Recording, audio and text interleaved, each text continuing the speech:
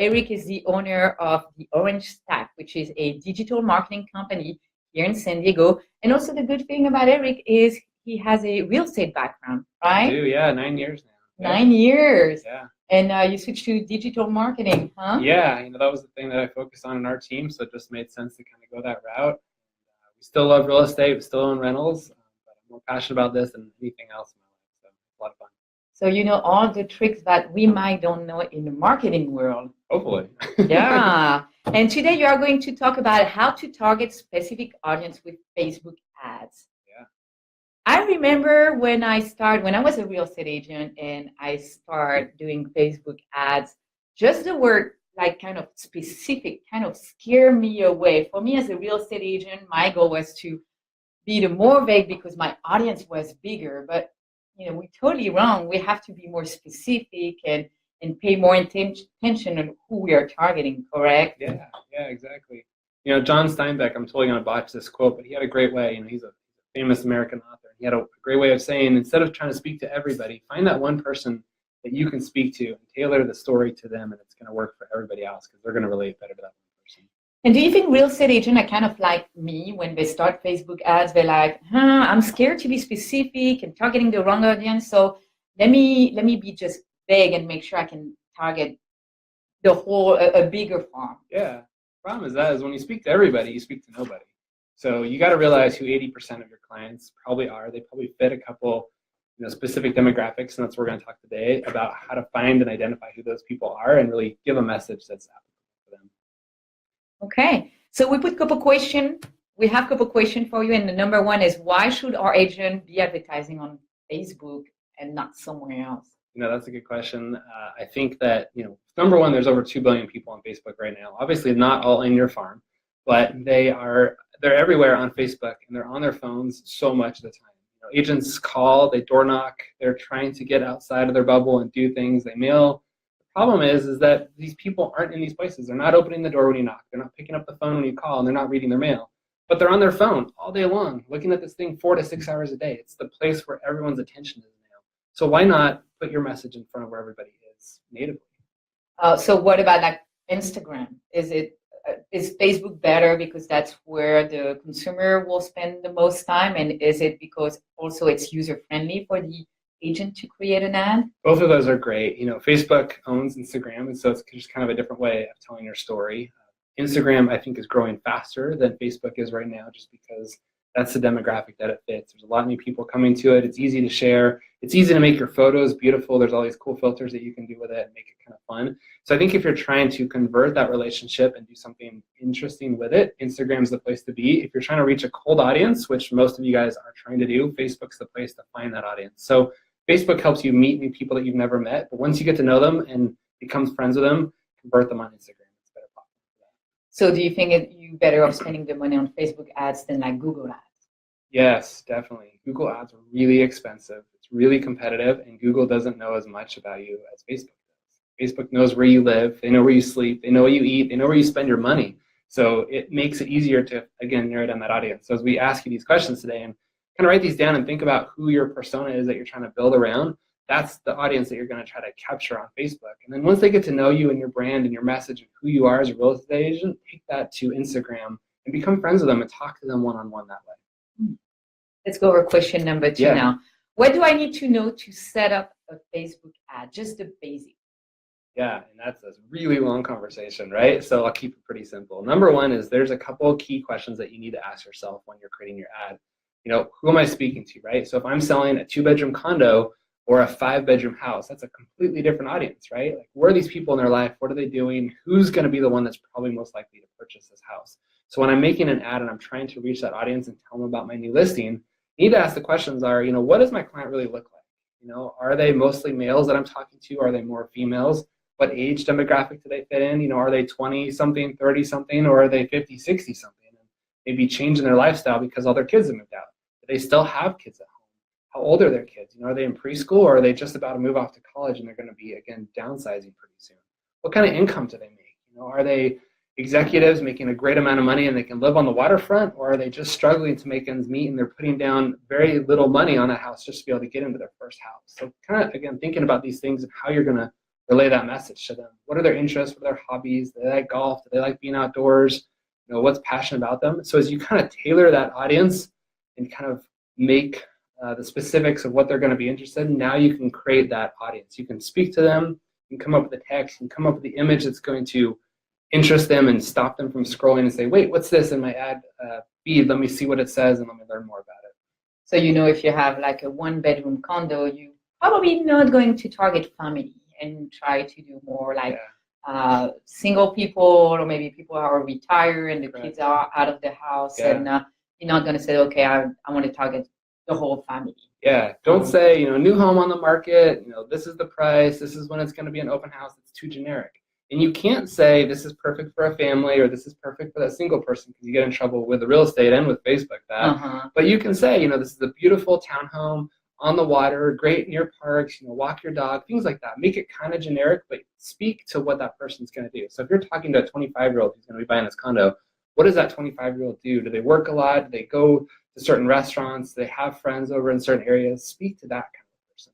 Because that's what is kind of scary with targeting your audiences. If I pick one wrong thing, it would affect my whole ads, right? It can, yeah. So you'd want to be careful not to get too specific. You can get really specific, like they eat at this restaurant, and maybe that's too specific. Maybe it's more they eat at Italian restaurants because they live near this Italian part of town, or whatever that may be. But yeah, you don't want to get too specific because you're weeding people out. You want to kind of keep it high level.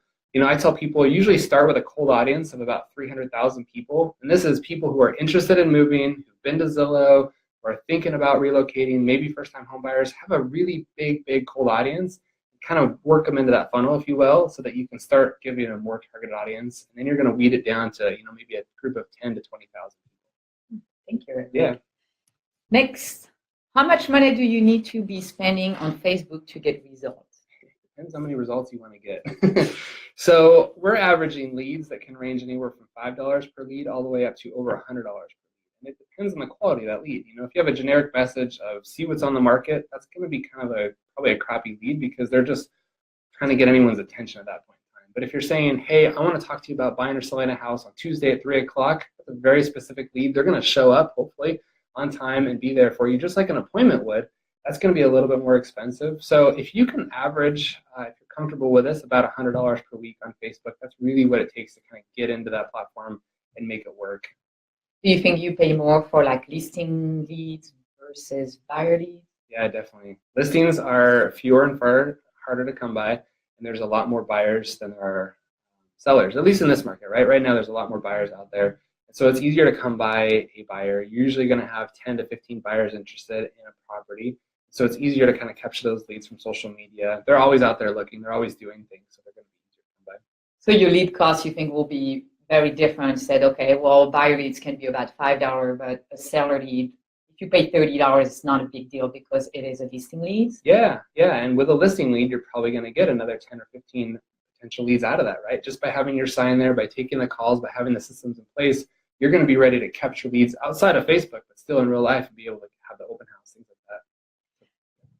Now, you were talking about how to run multiple ads for the same property and generate both buyer and seller leads. Can you talk about that? Yeah. So now that creates two different ad sets. So again, if you're talking about this condo that you're saying, this is a great waterfront property, you're trying to attract that buyer to come and talk to you about buying this home in that community. But then you can also advertise it after it's sold and basically say, look, we sold this condo in 3 days. We had multiple offers. We have 7 buyers who are interested in buying this property, but there's nothing else for sale.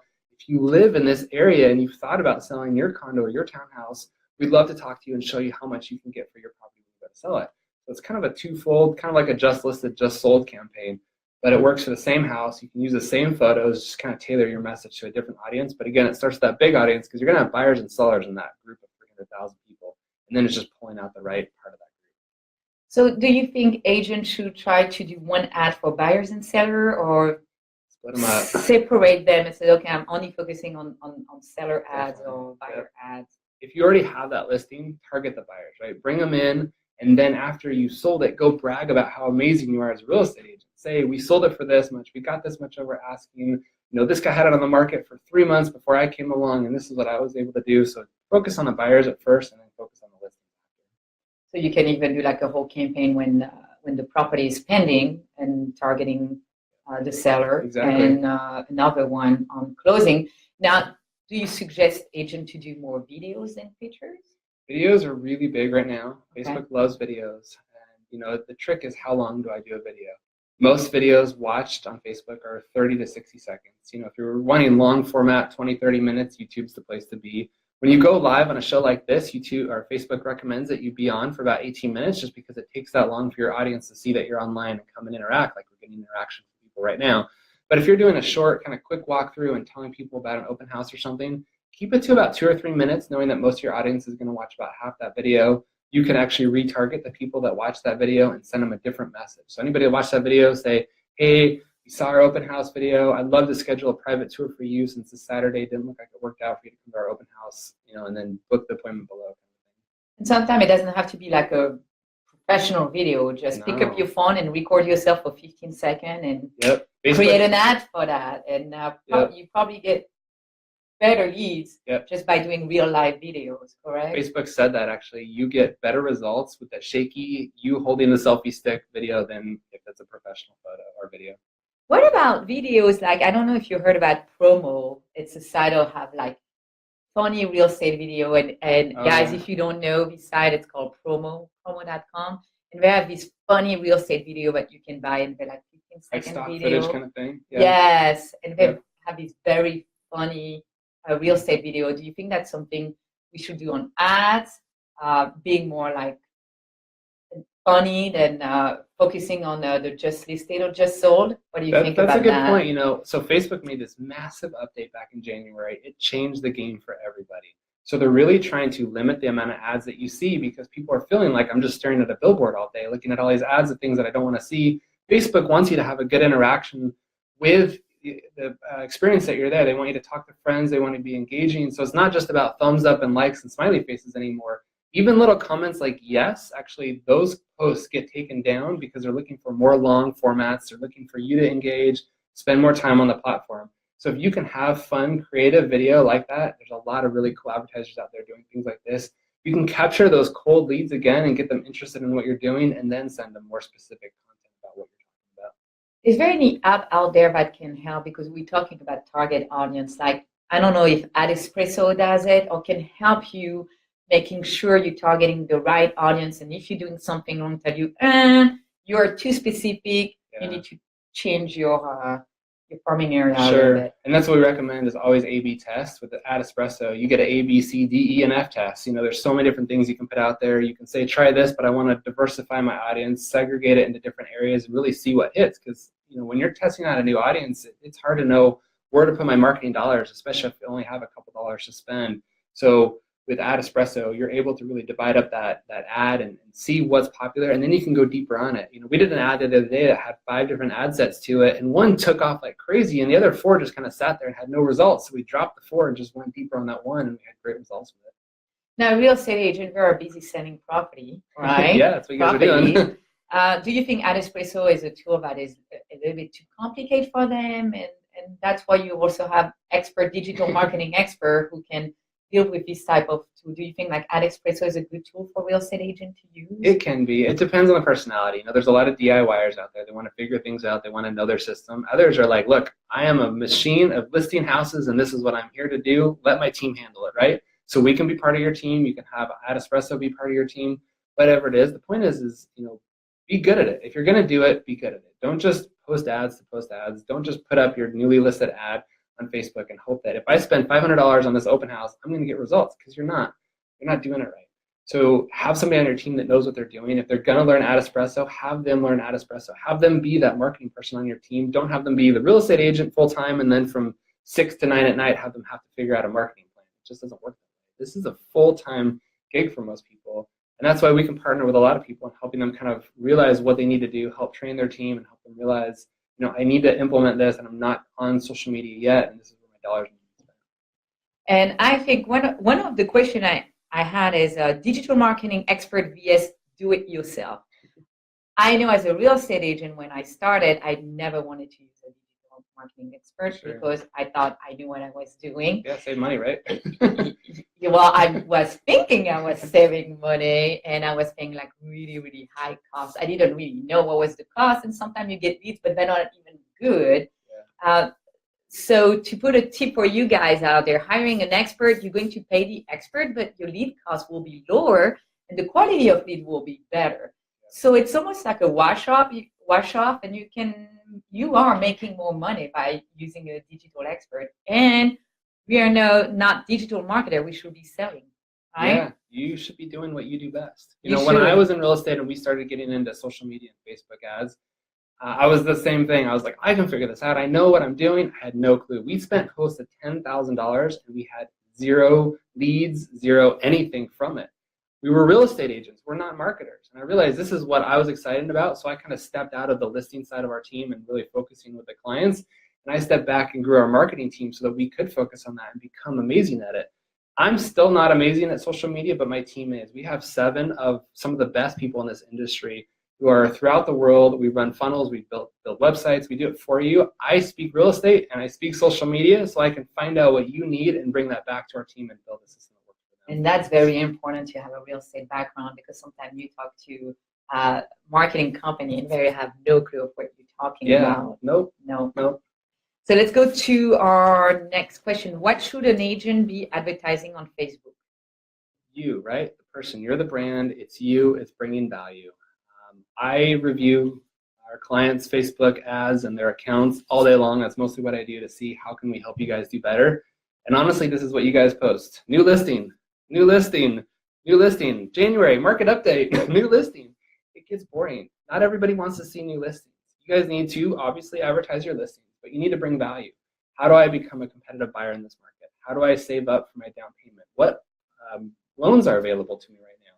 How do I make this process easy? How do I explain this process, this really complicated process that I do day in and day out that's so simple to me, to my client who's never heard of this process before. So just making the whole process easier, letting them know that you're the expert and that you can bring value to them. That's what you guys need to advertise. Yes, and the consumer wants to connect with the person. They want to build a relationship. They don't want to just see a house and see a new listing. Yeah, make it personal, right? Like you're a human being. Talk about you. I know, and I think it's kind of hard in real estate. We don't want to just go live and be fun of the consumer. We'd rather just put a picture and hide behind it and say, nah.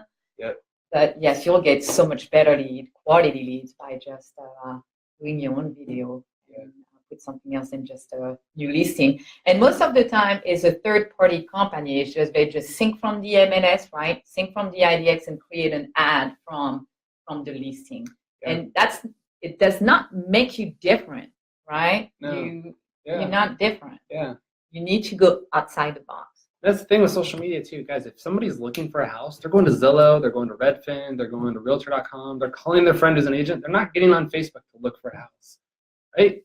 They're coming to Facebook to interact, to find friends, to engage, to just shut off the world for a minute. They're not looking to be sold. So if you're there selling a house, you're going to get a cold audience that doesn't want to hear from you. So bring value, bring your life, your fun, your personality, and they're going to be attracted to you. Any other tips for a real estate agent about targeting specific audience? I think we covered a lot of it. One of the things I was thinking of, we just went through a 3-day weekend with President's Day just yesterday. And so, one of the cool things that we're helping our clients do is bring attention to these long weekends and what you can do with open houses. And so as you prepare for the next 3-day weekend that you have coming up, maybe you think about advertising for sale by owner or a client in your farm that's been struggling with trying to sell their house and saying, look, I'm looking for my next open house. I would love to come hold your open house for free.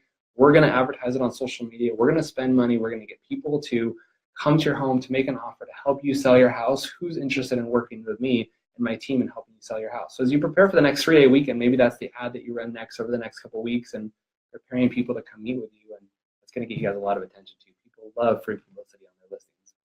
And now if you do an ad for open house, we're probably looking at 5 days before an open house. That's Definitely. when you need to do your Friday through Saturday, or Monday through Saturday at least. Yep. Don't try to do your ads like 12 hours before the open house. Yeah. It is not going to work. You need to be prepared. Thursday afternoon is too late to start creating a Facebook ad. What about coming soon? Yeah, coming soon is good. We've seen that a lot too, where you kind of tease people with, here's this, or we're remodeling the kitchen right now, so here's kind of a teaser photo, and as it prepares to come to the market. A lot of agents kind of push their house onto the market too fast, so you can kind of get people excited about it. We're going to be listing a house on Main Street. I don't tell you the address yet, but like get them excited about what's to come. That could be kind of fun too. Thank you, Eric. Yeah. Let's see if we have any question. No, it looks like no question today. We'll give you a couple of seconds. No? All right. Well, thank you, Eric, for being here with us today. We'll see you next month. Yeah, I'm excited to be here. And again, each month we try to talk about social media strategies that help you guys in your business. If you guys want to post anything that you want to learn about in the comments, I'd love to follow up with the comments and just see if there's topics that you guys want to hear about. We try to, again, find usually the problem that I see with most of my clients and address that on the show. But if there's something specific that you guys want to know about, let us know. Do you specialize on Facebook? Is that what you specialize the most? We mostly do Facebook just because it works for most of our clients. I mean, obviously you have Snapchat and Twitter and all these places. I mean, some people don't use Facebook, and that's completely understandable. And so you just need to learn how to speak to your audience. We're on Facebook just because I know most of the real estate agents are on Facebook. It's how we speak to our community. Totally off subject. Do you see a lot of people start using Snapchat for marketing the listing, or? Not as much as I thought. Facebook makes it, or Snapchat makes it fun because you can have all these cool filters and stuff, but I think it's such a young demographic that realtors are having a hard time selling anything on there. The average watch time on an ad is less than half a second. So if you're spending money on advertising on Snapchat, it's probably not ready for you yet. But it's fun if you want to do a filter, a geo filter around your house, so that when people take photos, they can actually see your filter in their photos. You can do that for $5 for the whole day. It's a really cool thing that you can do. So there's a lot of fun features that you can do out there with different social media platforms. But the point is, be where your audience is. If you have no followers on Facebook, don't get on Facebook. If all your followers are on Instagram or Snapchat, be where they are, right? Speak to where they already are. Don't try to bring them to something that they're not on yet. Thank you, Eric. You bet. Thanks for having me today. Next week, we will have Susie Carter, a business coach, who will talk about how to help businesses achieve exponential growth. Thank you, everyone, and see you next week. Bye-bye. Bye.